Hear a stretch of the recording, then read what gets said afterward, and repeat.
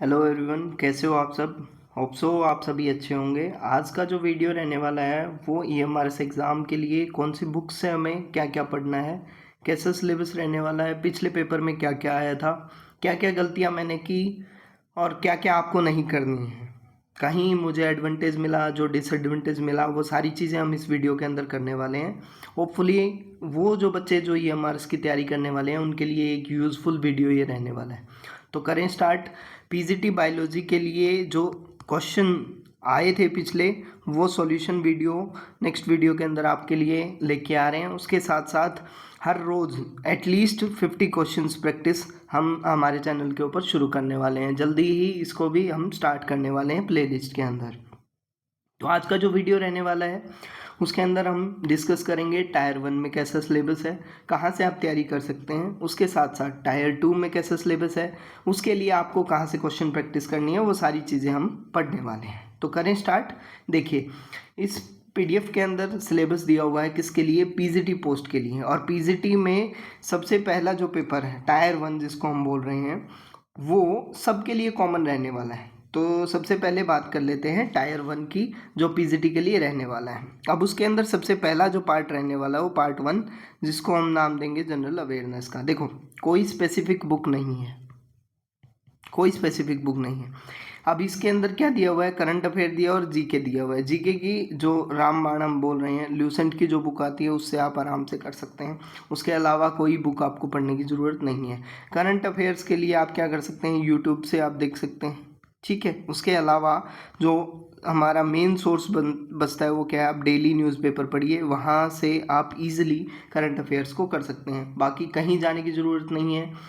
Multiple sources के ऊपर जाएंगे कन्फ्यूज़न क्रिएट होगा, उससे बेटर आप किसी एक पर्टिकुलर से पढ़िए, मेरा मानना ऐसा है। अब सेकंड पार्ट की बात कर लेते हैं, क्या है, रीजनिंग एबिलिटी। कोई एक बुक उठा लीजिए, कोई भी एक, मैं किसी रैंडम ऑथर का नाम लूँ उससे बेटर है कोई एक बुक उठा लीजिए।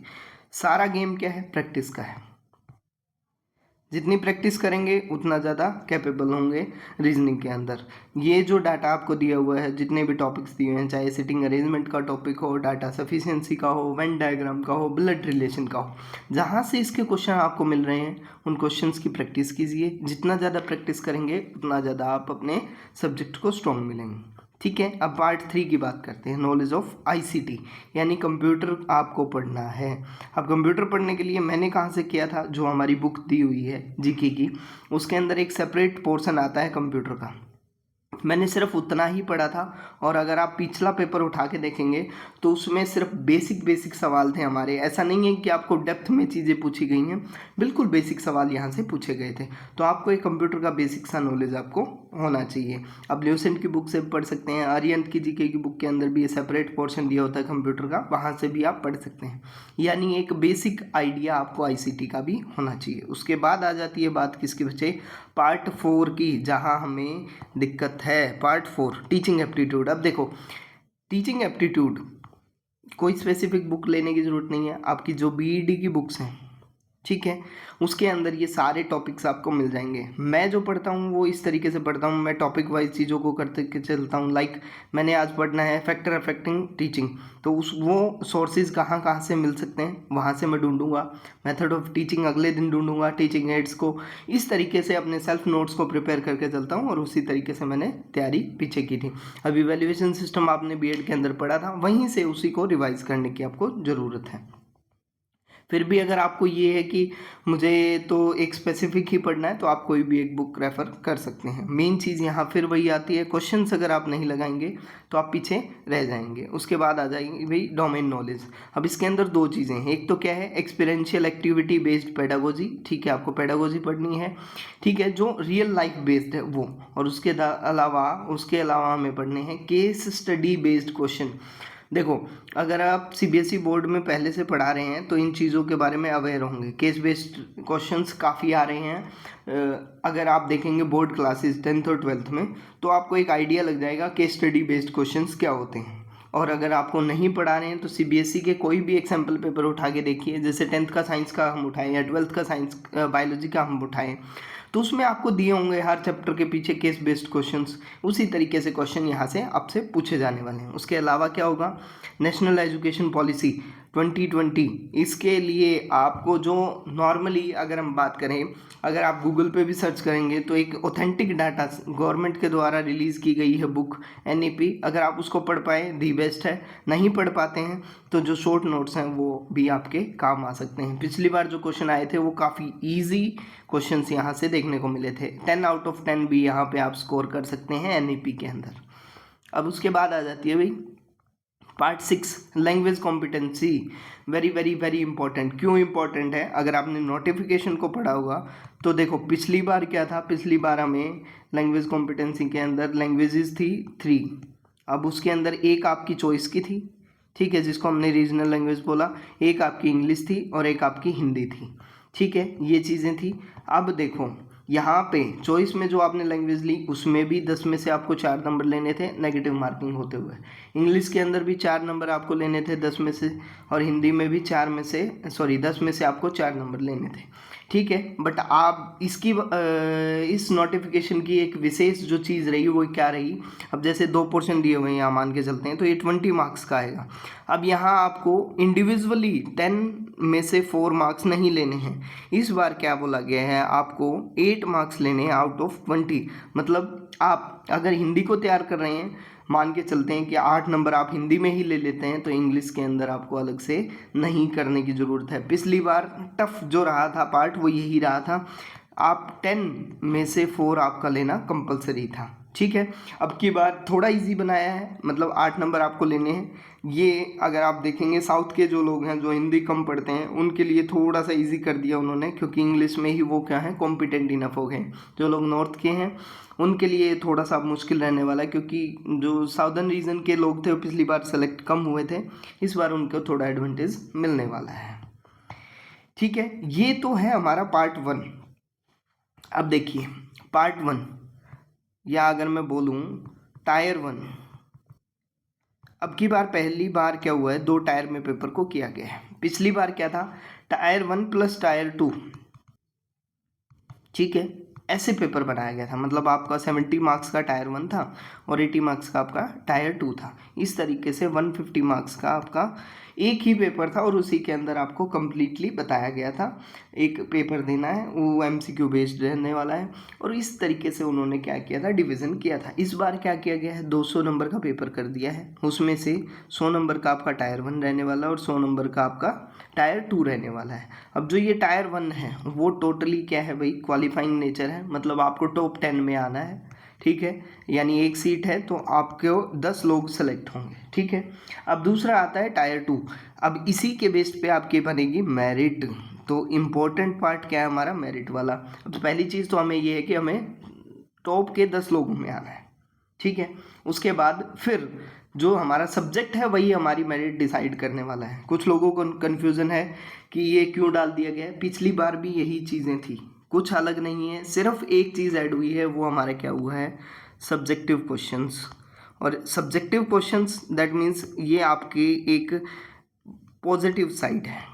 क्यों पॉजिटिव साइड है, जिन लोगों ने अभी रिसेंट में मास्टर्स की है उनके लिए एक इजी साइड है, क्योंकि वो गो थ्रू ऑलरेडी हैं, उनको पता है कैसे क्वेश्चन को बनाना है। जैसे आप यूनिवर्सिटी लाइफ में करते हैं वैसे ही यहाँ करना है, बस टू द पॉइंट चीज़ें लिखिए और मार्क्स गेन कीजिए, तो डरने की यहाँ ज़रूरत नहीं है। ये आपके लिए बेनिफिशियल रहने वाला है, कोई किंतु परंतु यहाँ से वो सारे बाहर हो जाएंगे, तो जो एक फेयर सिस्टम है वो फेवरेबल रहने वाला है यहाँ के लिए, ठीक है।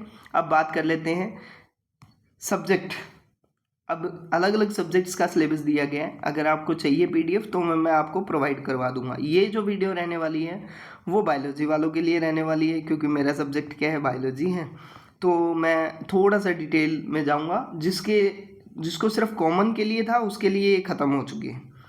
अब बात आती है PGT बायोलॉजी की। देखिए सिलेबस क्या है, अगर आपने NCERT न्यू 11th क्लास की देखी है और 12th की न्यू NCERT देखी है तो दोनों के दोनों सेम यहाँ पे पॉइंट आउट हैं।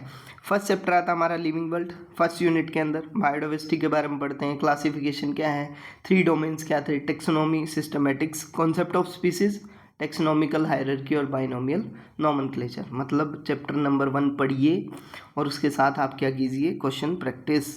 अब क्वेश्चन प्रैक्टिस के लिए आपको कौन सी बुक पढ़नी है, कोई टोटली टाइम वेस्ट वीडियो नहीं है। देखो सबसे पहली चीज़ आप सबसे पहले पढ़िए NCERT, ठीक है। उसके बाद आप क्वेश्चंस लगाइए। बुक आती है हमारी फिंगर टिप्स की, उस बुक से क्या होता है आपके NCERT के जितने क्वेश्चंस हो वो सारे निकल जाते हैं। फिर भी नहीं निकलते हैं तो एक बुक आती है अरिहंत की, ठीक है। अरिहंत की बुक आती है माइंड मैप के नाम से, ठीक है। उस बुक के अंदर क्या होता है, देखो फिंगर टिप्स और फिंगर टिप्स में सिर्फ MCQ है। अरिहंत माइंड मैप के की जो बुक है उसके अंदर क्या है, क्वेश्चन दिया हुआ है लाइक यहाँ से, ठीक है। वो आपको डैश में भी क्वेश्चन पूछ सकते हैं, वो आपको ट्रू फॉल्स में भी क्वेश्चन पूछ सकते हैं, वो आपको असर्शन रीजन में भी क्वेश्चन पूछ सकते हैं, वो आपको मैच द कॉलम भी पूछ सकते हैं। मतलब अलग अलग टाइप के क्वेश्चन हैं। यानी आपने जो NCERT पढ़ी है आपने गो थ्रू किया, ठीक है, NCERT के अंदर, लेकिन आपने जो गलतियां की पहले किसके अंदर कर ली, फिंगर टिप्स के अंदर आपने एनालिसिस किया, फिर आपने दोबारा से एनालिसिस किसके अंदर किया, अरिहंत के माइंड मैप के अंदर। अब ये तो बात आ गई भी किसके लिए, MCQ के लिए। अब MCQ कितने आने वाले हैं, MCQ आने वाले हैं 40, ठीक है। अब बात आई ज़्यादातर लोगों के दिमाग में यही आती है कि 60 मार्क्स कहाँ से करें, यानी वो 15 क्वेश्चन, ठीक है। आप अगर HPSC की साइट पे जाएंगे तो वहाँ पे सब्जेक्टिव पेपर दिया हुआ है, वहाँ से आपको एक आइडिया मिल जाएगा कि किस तरीके का क्वेश्चन HPSC पूछता है। वो 10 नंबर में पूछ लेता है, यहाँ कितने में पूछा है, 4 में पूछा हुआ है। अब उससे भी बेटर चीज़ मैं आपको बता देता हूँ, जैसे क्या है CBSE के एग्ज़ाम्स की तैयारी के लिए क्या आते हैं, सैम्पल पेपर्स आते हैं ना, और उन सैम्पल पेपर्स में क्या आते हैं, आपके 5 नंबर के क्वेश्चन आते हैं 5 नंबर के क्वेश्चन आते हैं। सेम आपको वही चीज़ 4 नंबर के अंदर लिखनी है। अब आप जाइए कोई भी एक CBSE का क्वेश्चन बैंक उठाइए, वो आपको ये आइडिया देगा, आपसे ये क्वेश्चन पूछा गया है व्हाट इज़ मियोसिस, तो वो आपको बताएगा पहले आपको मियोसिस की डेफिनेशन बतानी है, उसके बाद उसके क्या है बच्चे, उसके सब टाइप्स बताने हैं। अब उसके अंदर भी फिर फर्दर क्या है, उसकी सब स्टेजेस के बारे में बताना है, ठीक है। जैसे लेप्टोटीन, जाइगोटीन, वो आपको फिर उसका डायग्राम कैसे बनेगा, वो सारी चीज़ें डिटेल्ड माइनर वे में वो आपको समझा देगा। तो इस तरीके से आपको एक आइडिया मिल जाएगा सब्जेक्टिव में कैसे तैयारी करनी है, ठीक है। 60 नंबर का ये रहने वाला है। और मैं कहता हूँ अगर आपने सब्जेक्टिव अच्छे से कर लिया, MCQ ऑटोमेटिकली आप अच्छे से कर पाएंगे। मैं बहुत बड़ी स्टेटमेंट दे रहा हूँ, अगर आपने सब्जेक्टिव अच्छे से कर लिया MCQ आप इजीली कर पाएंगे। क्यों इजीली कर पाएंगे, क्योंकि देखो सब्जेक्टिव से ही निकल के ऑब्जेक्टिव आ रहे हैं ना। अगर आपने अच्छे से सब लिखना आ गया आपको तो ऑटोमेटिक सी बात है वहाँ से भी आपके 10-12 क्वेश्चन तो ऑटोमेटिकली सही हो जाएंगे, ठीक है। अब ज़्यादातर लोगों के दिमाग में यही रहेगा पुरानी NCERT पढ़ें या नहीं पढ़ें। मैं रिकमेंड करूँगा पुरानी पढ़िए, क्योंकि कुछ चीज़ें कुछ टॉपिक्स यहाँ पे दिए हुए हैं और वो आपको करने ज़रूरी हैं, ठीक है। अब देखो ये अलग अलग दिए हुए हैं, plant kingdom, animal kingdom, morphology, anatomy और स्ट्रक्चरल ऑर्गेनाइजेशन, ठीक है। उसके साथ साथ क्या है, cell unit of life, biomolecule, cell cycle. अब देखो यहाँ पे आ गई बात, यहाँ तक सेम था ना, बट न्यू NCERT के अकॉर्डिंग इस बार सिलेबस दिया है।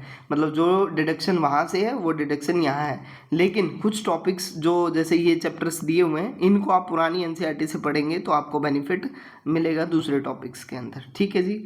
उसके बाद इस तरीके से डाइजेशन वाला चैप्टर है वो रिमूव किया हुआ है, body fluids and circulation, excretory product. इस तरीके से 11th की NCERT खत्म हो जाती है और फिर यहाँ आ जाती है हमारी क्या बच्चे 12th की NCERT, सेक्सुअल रिप्रोडक्शन से शुरू होकर के, और ये फिर सेम जैसे हमारा सिलेबस है कहाँ चला जाता है, बायोडाइवर्सिटी के ऊपर, ठीक है। इतनी बात क्लियर है। अब देखो फिर, अब ये चीज़ें तो थी बेसिक, ठीक है। अब अगर मैं बात करूँ, ये चीज़ें हो गई, अब आपको तैयारी कैसे करनी है, सबसे पहले पढ़नी है NCERT। हमारा तो जो ग्रंथ है ना वो ग्रंथ क्या है, NCERT है, ठीक है जी। हमारा जो ग्रंथ क्या है, NCERT। सबसे पहले पढ़िए उसको, उसके बाद क्वेश्चन प्रैक्टिस आप करिए किसके अंदर से, सबसे पहली बुक कौन सी उठानी है, फिंगर टिप्स, ठीक है। बाकी अगर किसी को लगे मुझे एडवांस पढ़ना है वो आप पढ़ सकते हैं, ये मेरी एक पर्सनल रिकमेंडेशन है। आप मानेंगे बहुत अच्छा है, नहीं मानेंगे कोई दिक्कत नहीं है। जहाँ से आपको पढ़ना है वहाँ से पढ़िए। अल्टीमेट हमारा जो एम रहने वाला है वो क्या है, सिलेक्शन। सिलेक्शन होना चाहिए। आप पढ़िए कहीं से भी, कहीं पे भी पढ़िए, फिंगर टिप्स पढ़िए। उसके अलावा आप क्या पढ़ेंगे, उसके अलावा आप अरिहंत की एक बुक आती है, कौन सी बुक आती है जी, माइंड मैप के नाम से एक बुक आती है, वहाँ से क्वेश्चन प्रैक्टिस कीजिए। जब ये हो जाए और आपको लगे कि हाँ हमने कर लिया है, इन दोनों से तो हो गया है, आपके पास टाइम है, फिर आप कोई भी एक मॉड्यूल उठा लीजिए, ठीक है, कोई भी एक मॉड्यूल किसी भी कोचिंग का, और वो आपको कहाँ तक बचे, नीट लेवल तक की बायोलॉजी आप उसमें कर लीजिए। आप, मैं लिख के दे सकता हूँ 40 के 40 MCQ आप इन तीनों बुक से कवर कर पाएंगे, 101% श्योर 40 के 40 MCQ यहाँ से कर पाएंगे। और अगर आपने MCQ कर लिए, ऑब्वियस सी बात है, बिल्कुल खाली पेपर आप सब्जेक्टिव में भी नहीं छोड़ने वाले हैं। सब्जेक्टिव के लिए हमें क्या करना है, कोई भी एक CBSE का सैम्पल पेपर लेना है और वहाँ से प्रैक्टिस करनी है। किसके लिए, 12th क्लास के लिए, ठीक है जी। 11th के लिए भी सेम MCQ प्रैक्टिस करनी है और उसके अलावा सेम CBSE सैम्पल पेपर हो, 11th के लिए भी आता है, मार्केट में अवेलेबल है, आप वहाँ से 11th के लिए भी प्रैक्टिस कर सकते हैं। और जो अल्टीमेट बुक हमारी रहने वाली है वो क्या रहने वाली है, NCERT। होपफुली वीडियो आपके लिए यूजफुल रहा होगा। I am selected in EMRS, मैंने इसी तरीके से तैयार किया है, आगे आपकी मर्जी है आप किस तरीके से पढ़ना चाहते हैं। सबका अलग अलग वे होता है, कोई रात को पढ़ता है, कोई दिन में पढ़ता है, कोई, किसी को पहले क्वेश्चन करने में मज़ा आता है, किसी को पहले पढ़ने में मज़ा आता है, सबकी अपनी अपनी यूनिक चॉइसेस हैं। All the best to all of you. हाँ, अगर आपको क्वेश्चन प्रैक्टिस करनी है तो हमारे साथ जुड़े रहिए, डेली आपको 50 क्वेश्चन हम करवाएंगे। किसके लिए बच्चे, पहले MCQ सीरीज चलेगी, जैसे ही MCQ ख़त्म हो जाएंगे दोनों क्लासेस के लिए, फिर हम शुरू करने वाले हैं सब्जेक्टिव के लिए भी। किस तरीके से पेपर अटैम्प्ट करना है वो सारी चीज़ें यहाँ पे रहने वाली है up to the exam. Stay connected with us. ये थी हमारी ओवरव्यू वीडियो सिलेबस के लिए, उसके साथ साथ बुक्स के लिए। सब्सक्राइब करके जाइए हमारे चैनल को। Thank you so much.